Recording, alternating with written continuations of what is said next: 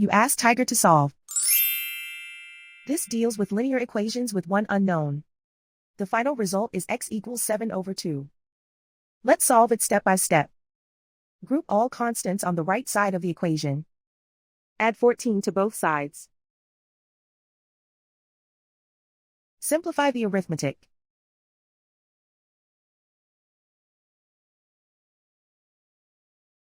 Isolate the x. Divide both sides by 4. Simplify the fraction. Find the greatest common factor of the numerator and denominator.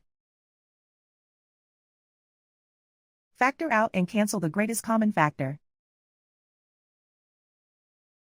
And so the final result is x equals 7/2.